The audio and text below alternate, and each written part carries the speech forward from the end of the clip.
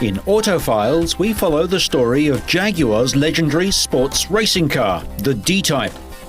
In its 6-year racing career, the D-Type won the Le Mans 24-hour race 3 times, helping establish Jaguar's international reputation.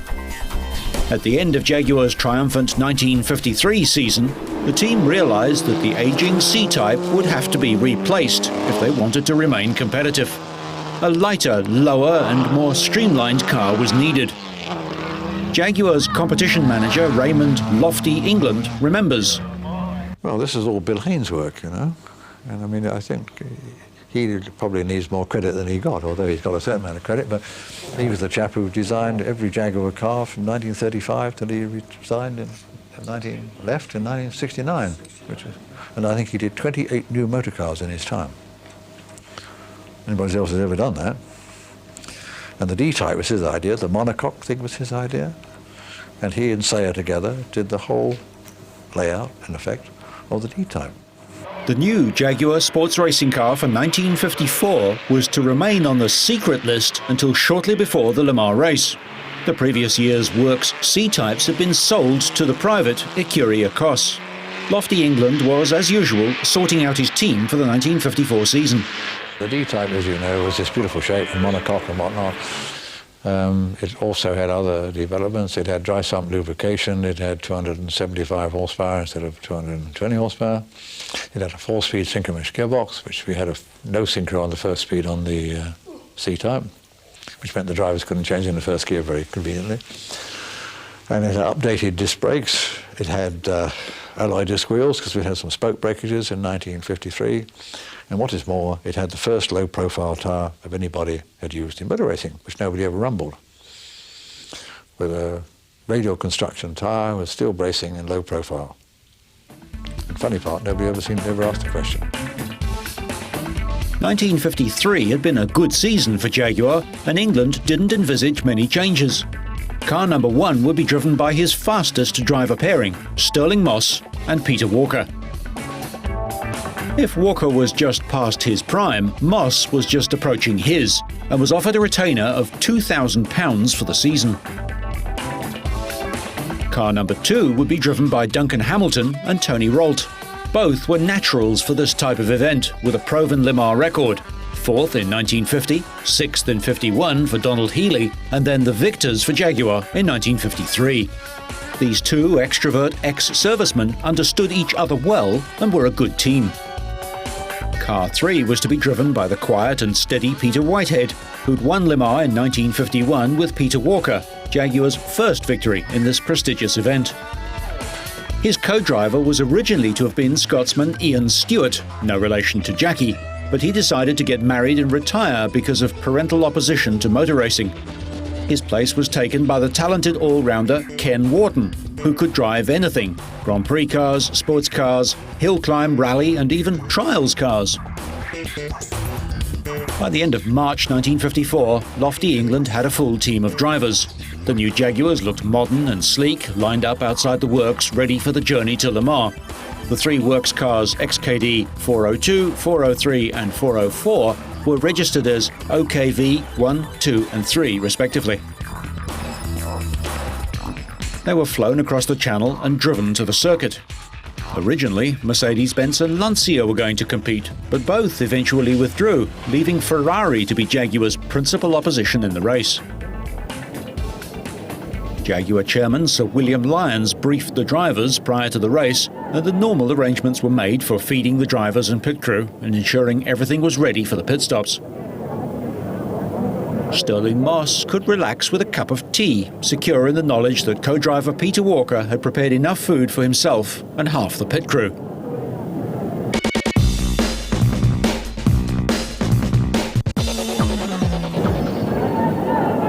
The Jaguars lined up on the grid alongside 3 4.9-litre Ferraris, 5 Aston Martins and 1 Lagonda. At the start, Moss made his usual fast getaway, but by the end of lap 1, the 3 Ferraris were in the lead. Gonzalez, Mazzotto and Munzon followed by the 3 Jaguars of Moss, Rolt and Wharton. Wharton's car was already the worse for wear, following the inevitable barging which took place at a Le Mans start. This race was to be heavily influenced by the weather. It was to be a wet race, and as the rain started to fall, the Jaguars began to close in on the Ferraris. Stirling Moss caught up with the Ferraris and started to battle for the lead with Gonzalez. The Ferraris, with their massive 4.9-litre V12 engines, had a power advantage on dry roads, but they suffered from inferior road holding if the track was wet. In the early part of the race, Moss capitalised on this and pushed the Ferraris hard. This was in the early days of disc brakes, and Moss occasionally had trouble with pad knockoff, as in this incident at Arnage. All of the works Jaguars started to suffer from misfiring and were delayed at their first pit stops. Those days you had one tank which supplied 3 pits, and Jaguar had 3 pits. And these things were only used once a year, and presumably they're supposed to clean them out, but the first time we refueled we got a load of muck in all 3 cars, and we had quite small filters which took a lot of clearing. The Moss Walker car was delayed the most, having the plugs and fuel filter changed. As darkness fell and the race entered its next phase, the Jaguars were again running reliably and keeping up the pressure on the Ferraris. By mid-evening, the Maglioli-Marzotto Ferrari was out of the race with a broken gearbox, but not before Marzotto had set a new lap record at a resounding 117.53 miles an hour. Also out were 2 of the Aston Martins, 2 Talbos, the Gordini, and just after midnight, the Moss Walker D-Type. Moss had suffered brake failure at Mulsanne, and the car had to be retired.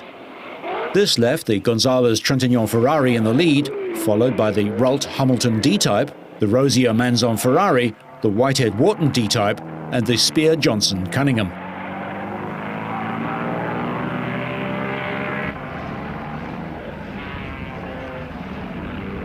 At 3:35 a.m, the Wharton Whitehead Jaguar stopped at the pits with gearbox problems. The car had been running with only top gear for some time, and this eventually affected the engine, causing the head gasket to lift. The car had been running as high as second at one point. As dawn broke, it continued to rain, and the Gonzalez Trintignant Ferrari was in the lead, closely followed by the Ralt Hamilton Jaguar. By mid-morning, the Rosier Manzon Ferrari was out of the race with the same gearbox fault as the Maglioli Marzotto car. At midday, the Parnell Salvadori Aston Martin also went out with a blown cylinder head gasket.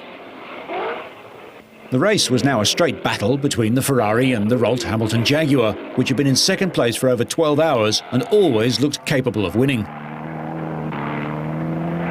The weather now got worse rather than better, and the Ralt Hamilton car was consuming large quantities of oil and water. The D-Type was now on the same lap as the Ferrari as the race entered its final 6 hours. Tony Ralt was then carved up by a slower Talbot driver. He got through a small gap, but as a consequence arrived at Arnage too fast, locked up the brakes and slid into the sandbank. This led to an unscheduled pit stop for the damaged bodywork to be knocked out. The car lost 2.5 minutes, which would have a direct bearing on the result of the race. The Jaguar was now just over a lap down on the leading Ferrari, currently driven by Maurice Trintignant.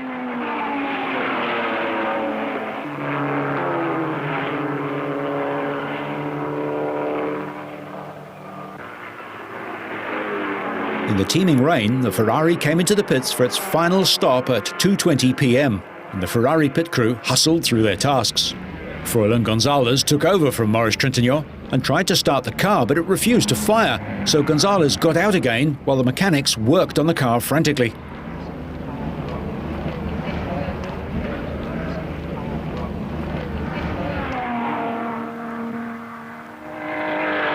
At this stage, Tony Ralt came into the pits, blinded by rain, to change his goggles for a visor.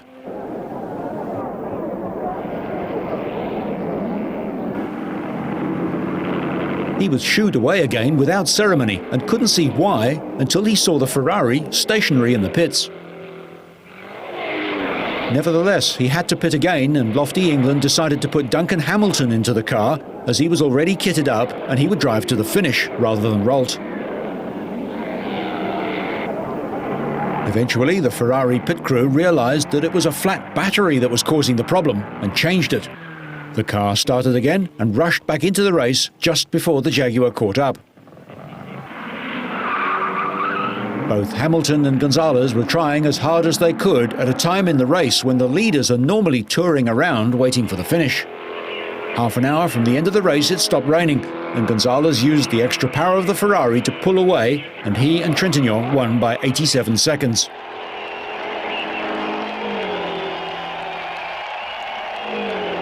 The surviving Ferrari and Jaguar had provided the spectators with one of the most exciting Le Mans races ever held. If the fuel pump hadn't done, we'd have won it. If Walt hadn't bumped something, we'd have won it. And if perhaps in the last bit he hadn't had to stop because he couldn't see, we might have been 30 seconds behind instead of 1.5 minutes behind. The intensity and excitement of this duel added a new luster to the event itself. It was Froilan Gonzalez's brilliant wet weather driving that had won the race for Ferrari.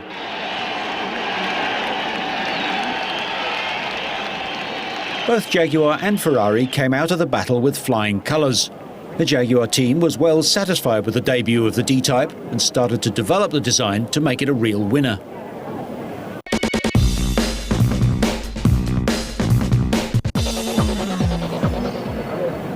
If there was any dissent on the part of the drivers, it was well hidden, but the works cars only raced 3 times in 1954. Jaguar didn't allow its cars for Le Mans to race before the big event, which was the only one that they were really interested in. As soon as Le Mans was over, they were preparing for the next year. The focal point of the team was always Le Mans. However, in 1955, the team intended to race at Silverstone, Le Mans, Reims, Aintree at the Grand Prix meeting, the 1,000 kilometre at the Nürburgring, and the Tourist Trophy at Dundrod. While the team was preparing for the 1955 season, far away at Sebring in Florida, the D-Type was making a name for itself. Wealthy American Briggs Cunningham had done a deal with Jaguar and entered a D-Type in the Sebring 12-hour race. The car was supplied by Jaguar and prepared by Len Hayden from the Jaguar competition department. Victory in the race was preceded by a number of adventures for the D-Type, driven by Mike Hawthorne and Phil Walters. The lone Jaguar led virtually from start to finish, apart from a brief challenge from the Harry Schell Piero Taruffi Ferrari.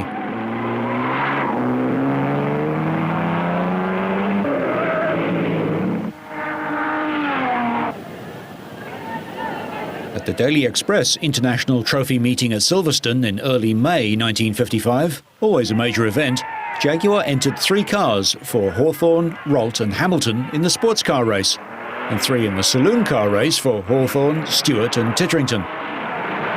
The sports car race was first, which was really Jaguar versus Aston Martin with Mike Sparkin's Ferrari.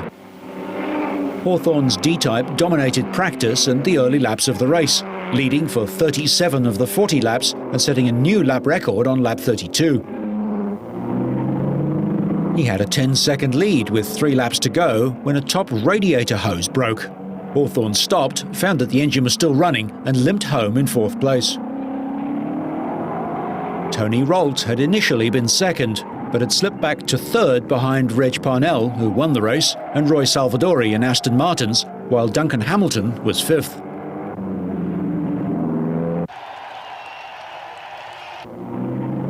Hawthorne then made up for his disappointment by easily winning the saloon car race in a Jaguar Mark 7, the Old Faithful LWK 343.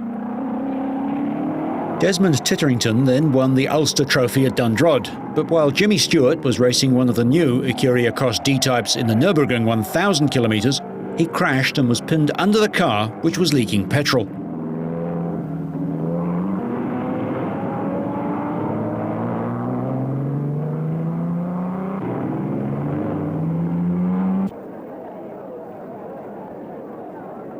D-Type developments in 1955 saw the original aluminium monocoque changed to one with steel subframes. The standard D-Type 54 was 250 horsepower. The Sony 55 car had 275. And the 55 car had this alloy front chassis frame. And we changed to a steel frame, detachable one, because if you shunted the aluminium one, it was a hell of a job to repair it. And it was all welded onto the bodywork, it was all one piece, where the steel frame was bolted on and it didn't weigh much different, actually. In fact, the car, I think, overall was a bit lighter. And then it was the shape. It had a slightly longer nose, and the fairing was different. And it was a very quick motor car. It was 25 horsepower more, and it was betting on for 15 miles an hour faster. Duncan Hamilton won 2 races at the Whitmunday Goodwood meeting in his own D-Type from Bob Berry in another private D-Type. But the 1955 season was to cast a shadow over the whole motorsport world. Already, former world champion Alberto Ascari had died in an accident at Monza, and Indianapolis 500 winner Bill Vilkovic had also been killed.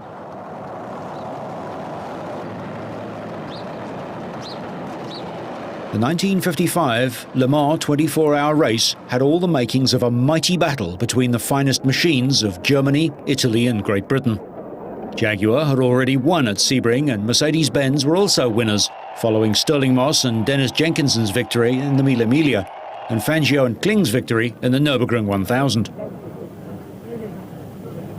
The Mercedes-Benz 300 SLR featured a straight-8 fuel-injected engine and a novel air brake. The tonneau panel behind the driver's seat could be raised by a hydraulic ram activated by the driver and used to assist the brakes to slow the car down. This was to offset the Jaguar's disc brake advantage. They had a powerful team of drivers, American John Fitch and Frenchman Pierre Levesque, another Frenchman, André Simon, and German Karl Kling, with Fangio and Moss in the third car. It was a formidable team. Moss also found that the air brake gave them extra downforce in the corners and therefore extra speed. An interesting aerodynamic development at this stage of motor racing's history. As the cars were lined up on the grid, there was a feeling of great excitement in the tremendous crowds in the stands opposite the pits and all round the circuit.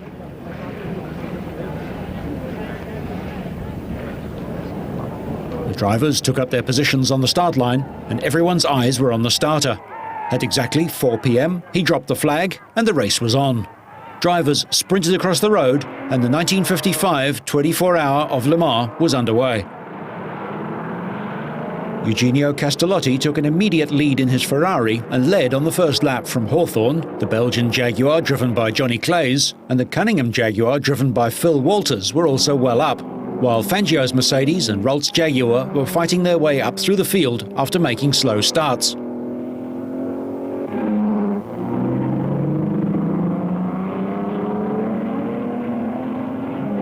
Castellotti was trying as hard as possible to stay in front and pushing the Ferrari hard, while Hawthorne was slowly catching him up.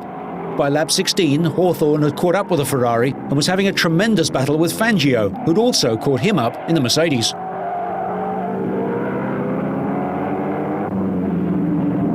First Hawthorne and then Fangio passed Castellotti and pulled away. The battle between these two great drivers was providing an enthralling duel. The cars were evenly matched, the Jaguar with its slippery shape and disc brakes, and an engine that was developed from a road car. The Mercedes with its Grand Prix engine bored out to 3 litres and independent suspension to assist traction and cornering at slow speeds, but with old-fashioned drum brakes assisted by the controversial air brake. The lap record was repeatedly broken and finally went to Hawthorne, the Jaguar driver leaving it at 4 minutes, 6.6 seconds, an average for the lap of 122.38 miles an hour. After 2 hours, there was still nothing between Hawthorne and Fangio, neither driver giving anything away, and it was a repeat of their famous duel at Reims in 1953. Behind them, the order was Castellotti in a Ferrari, Maggioli in a Ferrari, Kling in a Mercedes, Levesque in a Mercedes, Walters in the Jaguar, and Rolt in the Jaguar.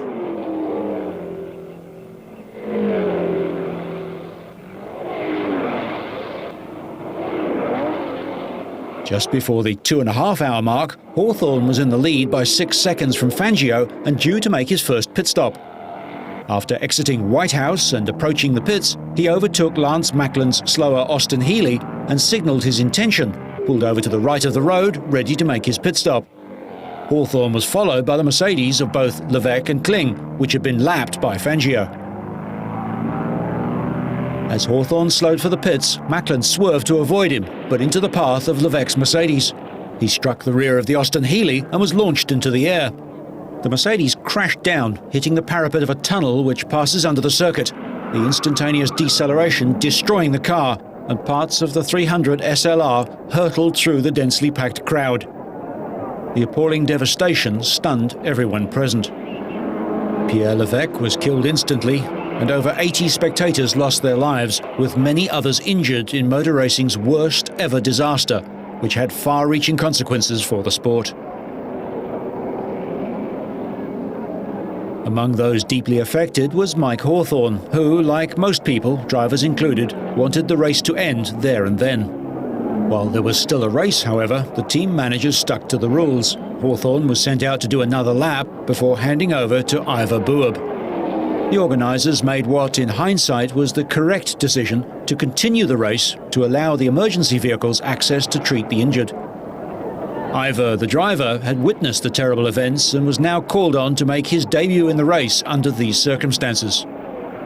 Buab proved himself to be a man of character as well as a fine driver, and more than held his own for the rest of the race. After all of the confusion during the first round of pit stops, the Moss Fangio Mercedes led the Hawthorne-Buab Jaguar by a lap.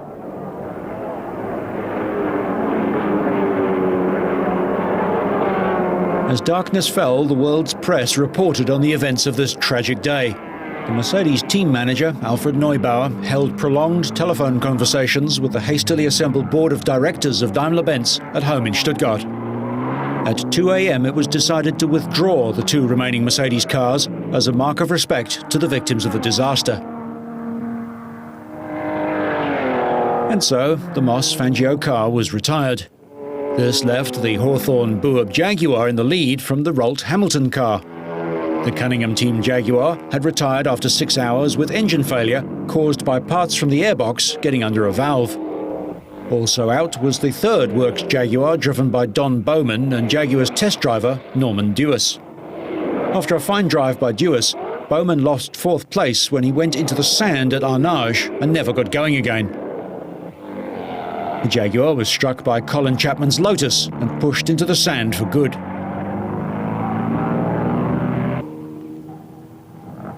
Dawn on June the 12th, 1955 was a bleak and wet experience. The Hawthorne-Buab car still led, followed by the Rolt-Hamilton sister car. Then the Rolt-Hamilton car went out of the race when first and second gears seized. The car was still drivable, but would suffer too much if allowed to continue.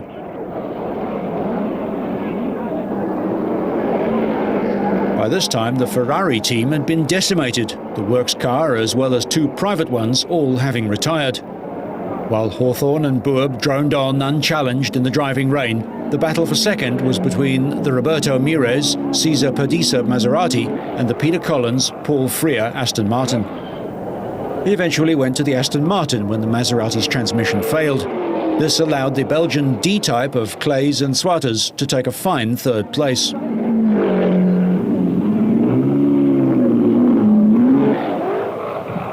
Hawthorne and Buab won the race at an average speed of 107.06 miles an hour and a total distance of 2,569 miles, a new record proving that this was not a hollow victory. The Collins-Freer Aston Martin was second, their best result since 1951. The fine drive by Johnny Clays and Jacques Swatters was rewarded with third place, with Porsches finishing fourth, fifth and sixth. Following this tragic race, there was a temporary ban on motor racing in France and a permanent one in Switzerland. There was a prolonged inquiry into the cause of the disaster. Hawthorne, who initially had been blamed by the continental press, was exonerated.